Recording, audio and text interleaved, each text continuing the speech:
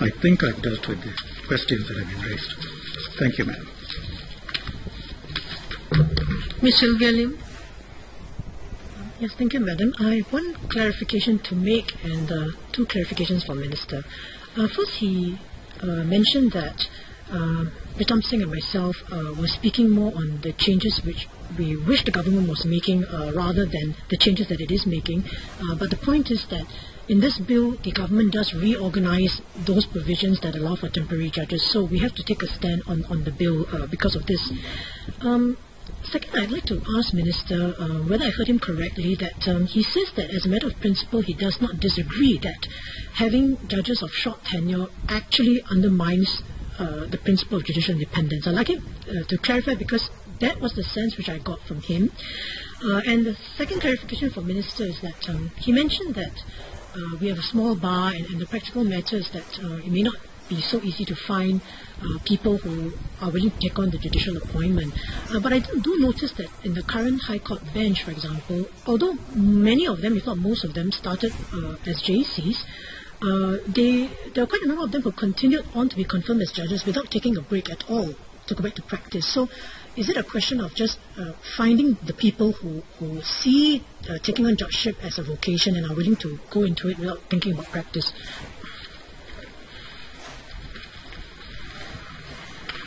I'll deal with the two questions. The first is an observation which I don't think requires a response. Do I agree, or did I say that as a matter of principle, the short-term appointments undermines the principle of judicial independence?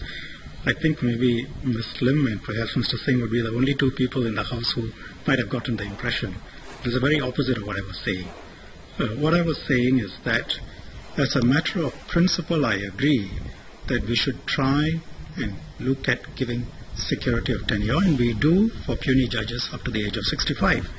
But you also make adjustments, and in the context of the small bar and the difficulty of getting people and the need for people to come in for short term and go off, you make your adjustments.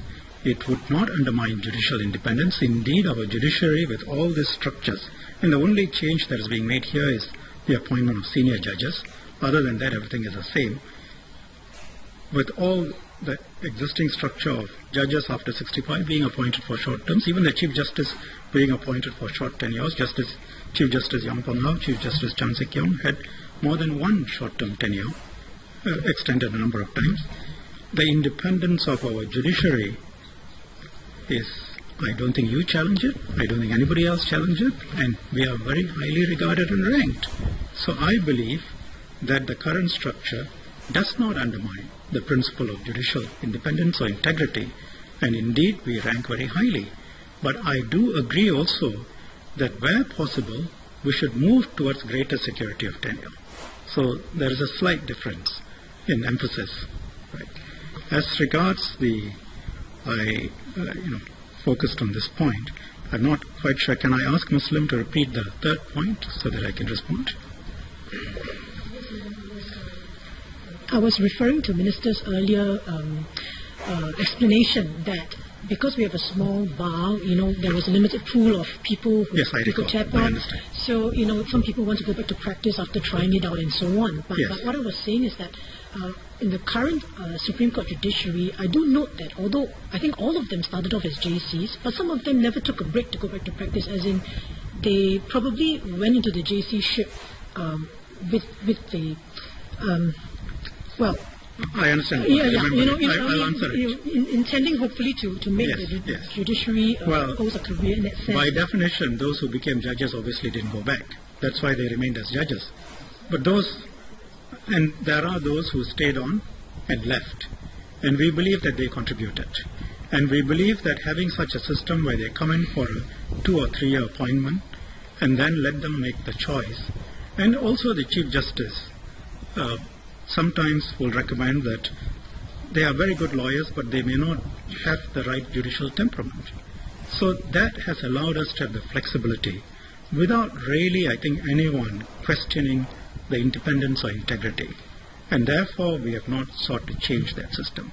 And up to now, I can tell Ms. Lim that when practitioners are approached, often their preference is to come in as judicial commissioners and then decide, because they often say to us, we don't know whether this is something that we can do. It's not a question of aptitude. It's not a question of wanting to contribute. It's not a question of taking a salary cut. Even when they are prepared to do all that, they don't know whether they would be cut out for it. It is a very harsh, isolated life. And it is very hard work. So combine the two, some people have told us they would prefer to go back. So I think it has worked well, with the touchstone that as far as possible, as our bar increases in size, in depth, in quality, we should try and move towards greater rather than lesser security. With that caveat, I think at this point in time, these changes would greatly enhance the reputation of our judiciary. Thank you.